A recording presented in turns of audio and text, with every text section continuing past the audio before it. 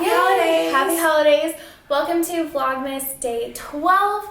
I'm so excited. I have my very first guest. This is my friend, everyone. Abigail, and we are going to be talking about friendship.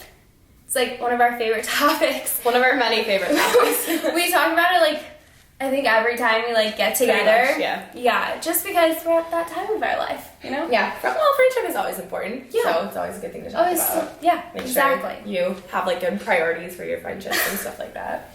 Exactly, which is what we're going to talk about today. Exactly. Yeah. But first, I wanted to share how we met because I don't know, I love this story. It's so random and weird. It's almost like a dating story. Literally. Like, It's I think super I tell it more than the story of how Jake and I met. Yeah. I'm like, me and Abigail. But we met on Bumble BFF. Mm-hmm. I had never done online dating before, and I had wine one night and saw in Bumble BFF ad pop up, and I was like, LOL, this will be fun. Joined it. I like matched with her like the first day, and then deleted the app, and we like met up, and I remember I thought we would only meet up for like 45 minutes, and we ended up talking for like 2.5 hours. Yeah, it was super funny. It was crazy. We literally, like, I remember we, like, ate outside first, right? Yeah, we, like, sit and outside. then it got cold. And then we, like, went inside, and we were just, like, still, like, chatting, talking about life and stuff like that. Mm-hmm. Yeah, it was super random, and then we were just, like, friends ever since. we just, like, really clicked, which is the cool thing about, like, so my friend, which I feel like I told you this, but, like, my friend moved to New York, and she didn't know anyone, and she did, I don't know if it was, like, actually, like, Bumble BFF or some sort of, like, one of those meetup thing, and that's how she met a lot of her friends, and she was like, oh, it's, like, so fun, like, you should totally try it. And it's so funny, because, like, I never would have met you. Like, you're from Ohio and Texas, basically, and, like, I'm from, literally, the suburbs of Illinois, so it's, like, cool the way that we were able to connect, despite, like, I don't know. So yeah, like we probably would have never really Exactly. run into the same circles. But now you're like one of my like closest friends. Yeah, so yeah, it's just crazy. It's really cool. Yeah. Anyway, so that's our friendship story, and I'm so thankful that Abigail is doing this one with me, just because I really treasure our friendship. Because I don't know, I feel like we like respect all parts of each other. Yeah. Like we can like go out and have fun and like party, but also we have like those soulful conversations about like journaling and meditation and like therapy and friendship and stuff. So I just it's like a good mix. Yeah. Which I think you always need a friend like that. Oh yeah, for sure. So we're gonna go into questions. You guys sent me questions on my Instagram, and then we'll just kind of see where the conversation goes. Perfect. Okay. I don't really know which one to start with. There's a couple that seem like they're similar. Yeah, there's a couple about friendship breakups, which is exactly why I wanted to do this topic, because I know that I went through a lot of friendship breakups this summer, and I think it's just something that we're all experiencing around this time of our lives. Yeah. So I guess friendship breakups, the questions were like, how do you do a friendship breakup with the least amount of drama, and how to like make peace with a friendship breakup? Yeah. Well, first question. What are your thoughts? Well, I'm lost, but you go first. I mean, doing a friendship breakup with the least amount of drama, I think a lot of my friendship breakups this summer, like, it's not like in high school where you're like, you started a rumor about me, like, you said this behind my back. Right. A lot of it is just like, you naturally just like grow apart and you just like stop talking and you almost like, you ghost them. Yeah, that's what I was just gonna say. You ghost person. them. Yeah. Which sucks, but like I've had that happen to me too. Like that just naturally, like if you don't have anything in common with the person, or like friendship should be adding value to your life, and if you're not adding value to your life, like just distance yourself. I mean, I think that's where it can be harder. Is like, I know for me especially, like I really like hold on to things much longer than I probably should, and much longer than is good for me. Like I do that with like relationships and like issues from my past, and basically everything. I'm like, no, I can't let this go. And like the harder thing with like a friendship breakup is you really have to like, and I guess this kind of goes along with like the second question of like, how do you make peace with a friendship breakup?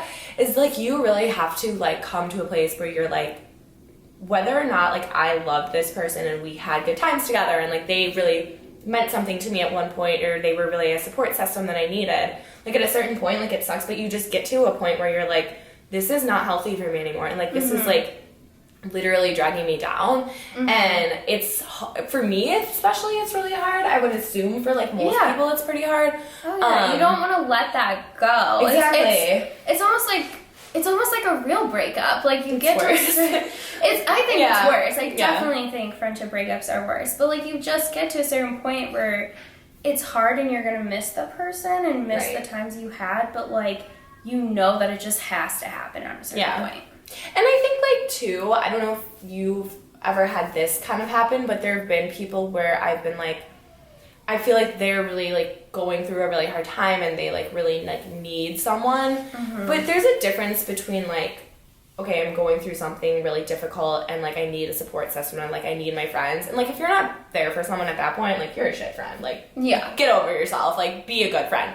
But there's also people where they're going through something but they're also like trying to drag you down with them and like they clearly like aren't trying to like make things better for themselves and like they just keep making like more worse choices. And it's like at a certain point again you're like, I realize that you probably do need a good influence in your life, but like sometimes you just need to be like, I can't be that for you right now.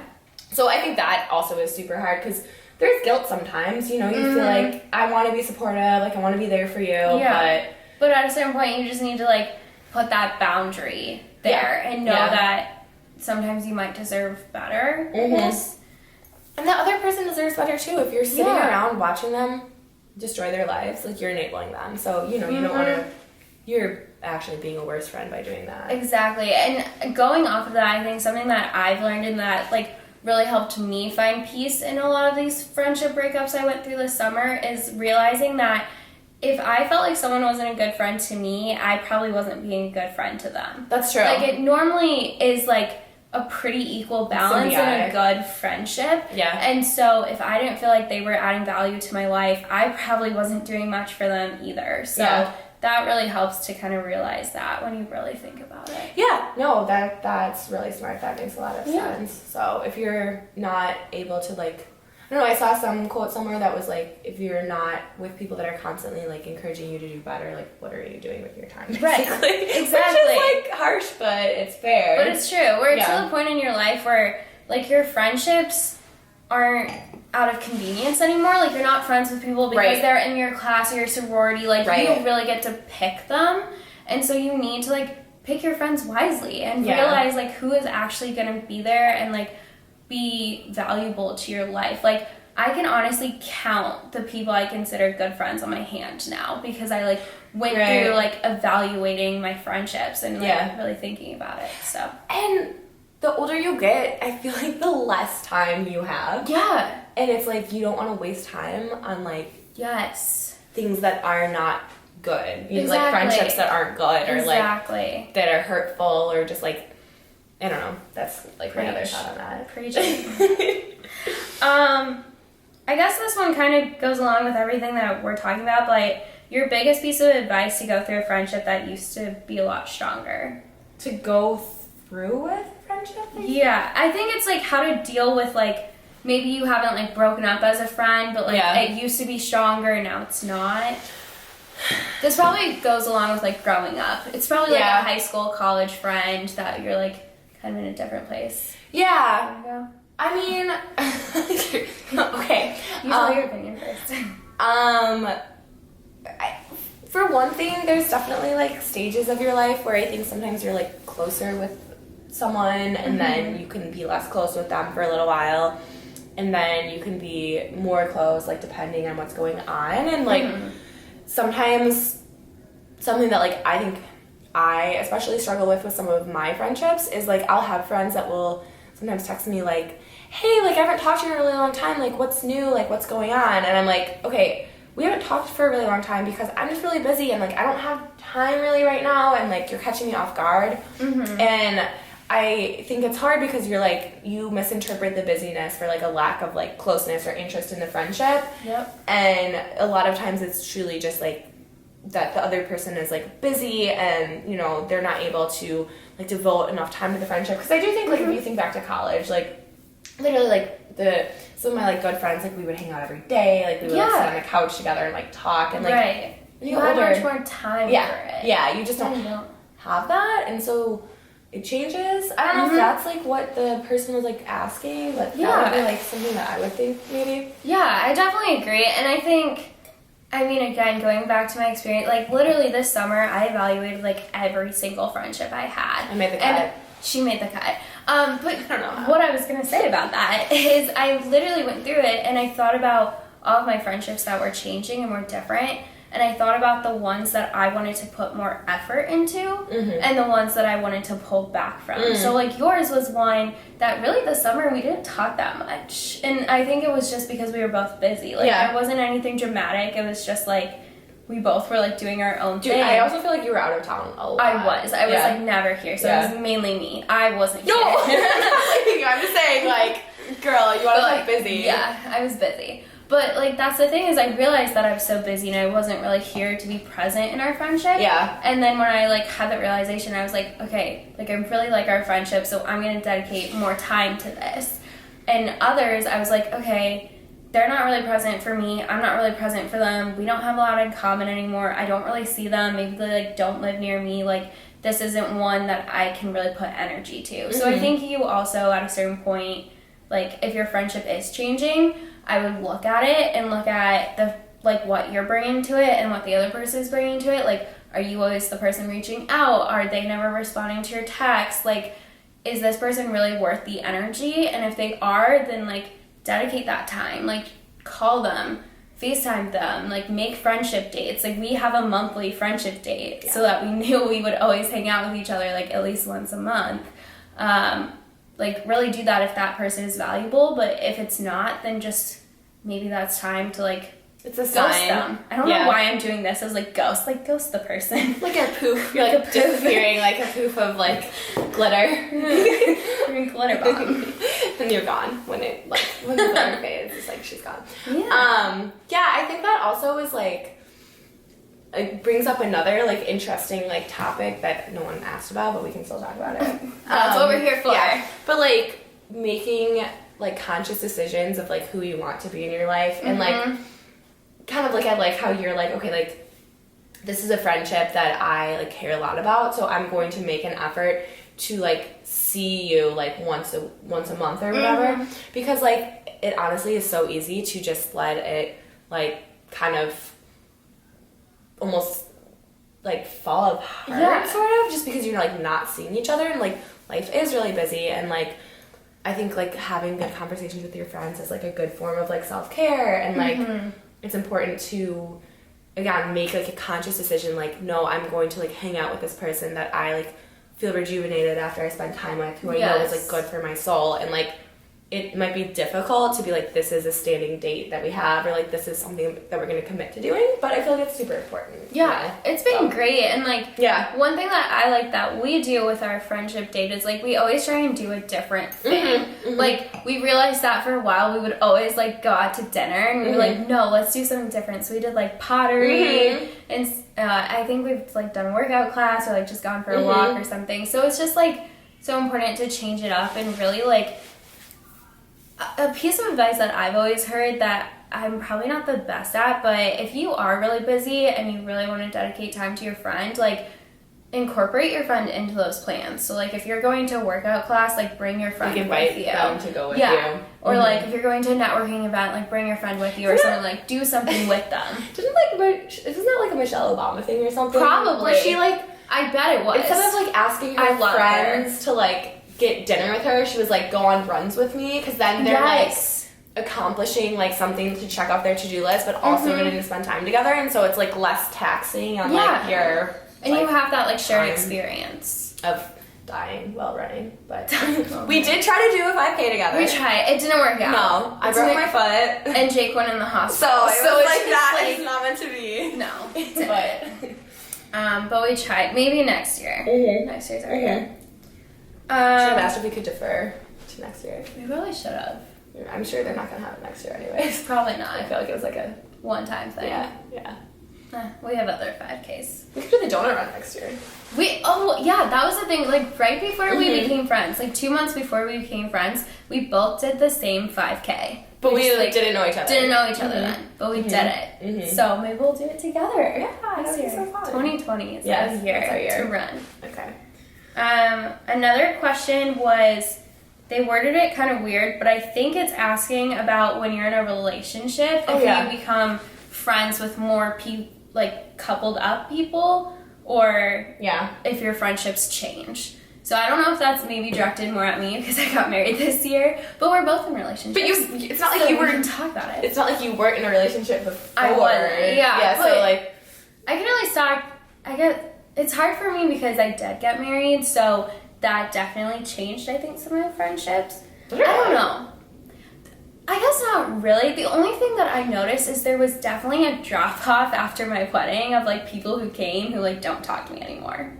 It was really weird. I would, like, text them after the wedding and, like, no response. And I'm like, hope you enjoyed my party. Like, wait, that's so weird. Yeah, it was really weird. And that was, like, I think kind of one of the catalysts about, like, why are you like evaluating my friendships, because I was like, okay, like, why did you come to my wedding and you're not even talking to me anymore? Like, what is this? I feel like people will, like, sometimes people are, like, really just want to go to weddings, because I, like, heard some stories, like, of people over the summer where they, like, were, like, offended that they didn't get invited to someone's wedding, but, like, they weren't friends with the people, but, like, all their friends were invited, and it was, like, well, you're not friends, like, why are they gonna, like, pay for you to, like, go to their party? It's expensive, and it's, like, really hard to, like, cut down your guest list, obviously. I can't imagine. But I guess it's also weirder for me because I've been with Jake for 5 years, so, like, most of my friends, like you've always known me with Jake. Yeah.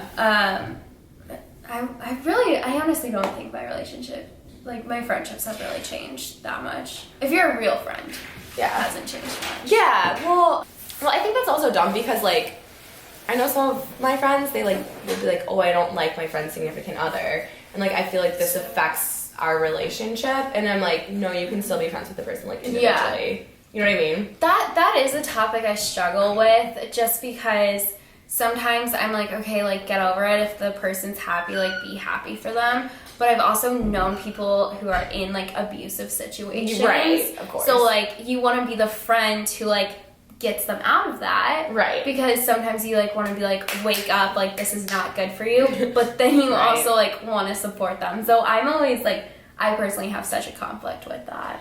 Yeah, but, like, also, you know, sometimes you're like, oh, I just don't like this person because now my friend that was, like, super fun and, like, went out all the time is, like, really chill and, like, wants to stay home with her boyfriend. Yeah. And, like, that's not, like, you don't have to be friends with them as a couple and be like, okay, now I'm going to be friends with, like, the version of you that sits at home with your boyfriend. Like, you can still be friends with, like, the fun side of the person. Yeah. And I feel like, from my experience, like, especially just with seeing my friends get in relationships and, like, myself, like, having relationships and stuff, like, even if you, like, feel like you're changing or, like, the dynamics of the friendship are changing because someone's in a relationship, like, the person that you started being friends with is, like, still there. Yeah. So I think it's just, like, you want to, like, recognize and, like, value, like, the individual and not just, like, the relationship. Their couple.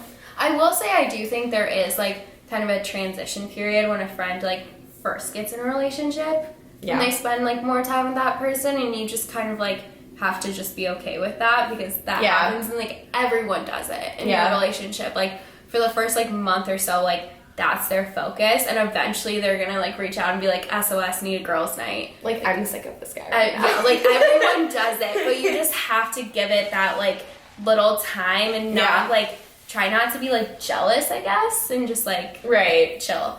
And I don't think, like, again, like, you don't have to then only be friends with people that are couples. Like, yeah, I honestly, Jake and I, like, really aren't friends with that many couples. It's like we're friends with the person, and then, like, they get in a relationship, and, like, we'll start hanging out with their significant other. But, like, most of the time, we're not like, oh, this person's, like, married, like, let's go hang out with the married friends. We're like, they're like a dating app for, like, married couples, but it's just for friends. There's just friends, like, nothing else involved. Sometimes a dinner party sounds fun, though. I mean, you could have a dinner party with your single friends and just, like, try to hook them up together. I should do that. Dating party for my friends. Dinner party, but it's secretly a dating party. You have, like, a good amount of friends that are in relationships, though. I think all of my, like, close friends now are pretty much in a relationship or, like, very happily single. Yeah. So, like, whatever works for you. Like, I don't care. Yeah. Yeah. And we're, like, at an age where, like, I feel like it's very 50-50. Yeah. So. And I feel like we're at an age where it doesn't matter. Like, if you're single, married, like, just be friends with each other. Exactly. It doesn't matter. Yeah. No. Yeah. I think we answered that question. Yeah. Are there any other? Those were like the main ones that I really. All of them were like kind of the same. Yeah. Along those lines, friendship breakups. Did you have any deep thoughts about friendship while you were preparing for this night? I think I like said them all. Like I had like one-liners in there. Like, did you not hear my really? Did you not listen to the one-liners? No. I mean, I guess the only other thing is like thoughts on like how to be a good friend, because that was something that I took away. Like I realized that I really wasn't being that good of a friend. Like I got so hurt about people not being my friend or like quote unquote choosing other people, and then I was like, wait, like I haven't reached out to them. I haven't like really cared about them that much. Yeah. Like this is more my fault. So like I really tried to work on like calling people was a big one for me instead of just texting like, hey, how are you? Like I would just call my friends and like actually have a conversation with like, them. oh, you're a real person, Oh, not yeah, just like a hi bubble. again. And then like learning their love language was a big one. Yeah. Like just like me and you right now, like your like first love language is like gifts. Yeah. And that's like my bottom, but like I knew that's how you like to be communicated, that you're like valued. So like I try and like give you gifts sometimes because I know like that's gonna make you feel good, and as your friend, like I want to make you feel appreciated. Yeah. So just learning how to be a good friend. And I think like her roommate's tiptoeing. You can join. Do you want to talk friendship with us? Thoughts on how to be a good friend? I want to eat. She just wants us to leave her alone. That's how you be a good friend to I just Jen. came for my Christmas party and I had a lot of free drinks. Oh! I have another Christmas party on Thursday. That's what mine is. Amazing. Oh, she's. You were like. I brought food home. Oh. What? You're talking about being a oh good yeah. friend. And I think like when you work on yourself and you're not like a really self-obsessed, self-absorbed person, like you tend to be a better person. Not that's not me, but I'm assuming like other people. That's me. I'm just kidding. No, I mean I definitely think I like had some like I wouldn't say I was like super self-absorbed, but I think I had tendencies to always think like friendships served me and like friends had to reach out to me and stuff, and then I was like, wait, this is like so stupid. Like if I'm expecting them to listen to my life, like I need to listen to theirs and actually like remember stuff about them. And so yeah. I mean, I also think, again, part of becoming older is you're, like, less concerned with thinking about yourself. Like, I think, like, you just get bored of yourself. You and care about people more. You, like, start realizing, like, okay, the more important things in life are, like, connections with, like, like my friends and family and, like, people I care about. And then that just naturally kind of, like, helps you to become a better friend and, like, a better person. Because you're, like, thinking, like, oh, I care about this person. And, like, I want to show that by, like, being respectful of, like, them and their time and, like, etc. Yep. That's it. Those are my deep thoughts. Those are all our deep thoughts on friendships.